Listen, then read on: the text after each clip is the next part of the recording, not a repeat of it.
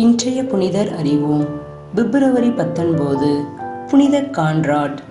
ஜெபத்தாலும் தவத்தாலும் இறையருள் பெற்று கணக்கற்ற புதுமைகளை செய்து மக்களுக்கு சுகம் கொடுத்து திருச்சபை அறிவிக்கும் முன்னரே மக்களால் புனிதரென போற்றப்பட்டவர்தான் கான்ராட். வடக்கு இத்தாலியில் பியாச்சென்சா என்ற இடத்தில் 1290 ஆண்டு பண்பும் பக்தியும் நிறைந்த பெற்றோருக்கு மகனாக பிறந்தார். கான்ராட் தனது பெற்றோர்களைப் போலவே அன்பு, பக்தி, பாசத்தில் வளர்ந்தார். இளம் வயதிலேயே திருமணம் செய்து கொண்டு கடவுளுக்கு அஞ்சி நேரிய வாழ்வு வாழ்ந்தார். வேட்டையாடுவதில் அலாதி இன்பம் கொண்ட இவர் தனது வேலையாட்களுடன் ஒருமுறை வேட்டையாட காட்டிற்கு சென்றபோது விலங்கு ஒன்று புதரினுள் மறைந்து இவர்களிடமிருந்து தப்பித்தது. அதனை வேட்டையாடுவதற்காக அந்த புதரில் இருந்த விலங்கை வெளியில் வரவைக்க வேண்டும் என சுற்றி இருந்த சருகுகளை பற்ற வைத்த வேளையில் அந்த தீயானது காட்டையே அழித்து அருகில் இருந்த விளைநிலங்களையும் பாழ்படுத்தியது. இதனை கண்டு கோபமுற்ற ஒருவர் அரசனிடம் சென்று கான்ராட்டை காட்டி கொடுத்தார்.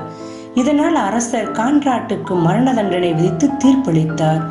மரண தண்டனை நிறைவேற்றும் காலம் வந்தது. உரத்த குரலில் கத்தி தான் செய்தது தவறு என்றும் தன்னை மன்னிக்கும்படியும் கெஞ்சி அழுதார்.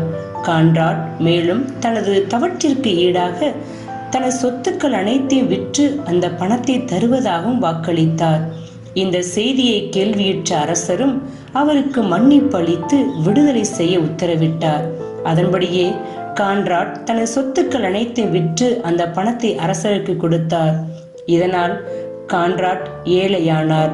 பின்பு பியாச்சென்சாவிற்கு சற்று தொலைவில் இருந்த புனித பிரான்சிஸின் 3ஆம் சபையில் சேர்ந்து துறவு மேற்கொண்டார். இவரின் மனைவி கிளாரிஸ்ட் சபையில் சேர்ந்து தன்னை ஆண்டவருக்கு அர்ப்பணித்தார். சிசிலிக்கு அருகில் நோட்ரோ என்ற இடத்தில் தங்கினார். 30 ஆண்டுகள் ஜபத்திலும் தவத்திலும் வாழ்ந்து இறையருள் பெற்றார்.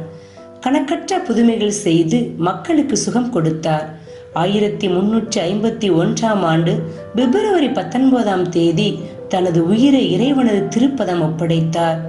புனிதர் என அழைக்கப்படும் இவர் முறைப்படி திருச்சபையால் புனிதராக அறிவிக்கப்படவில்லை. ஆயினும் திருத்தந்தை 10ஆம் சிங்கராயர் நோட்ரோ நகர மக்கள் இவரின் விழாவை கொண்டாடலாம் என்ற அனுமதியை 1515 ஆண்டு வழங்கினார். திருத்தந்தை 8ஆம் அர்பன் புனித பிரான்சிஸ்கன் சபை முழுவதும் கான்ராட்டின் விழாவை கொண்டாடலாம் என்று அனுமதி கொடுத்தார். புனிதரிடமிருந்து கற்போம். எவன் ஒருவன் தனது தவற்றை முழுமையாக உணர்ந்து மன்னிப்பு வேண்டுகிறானோ அவனது மன்னிப்பு நிச்சயம் ஏற்கப்படும்.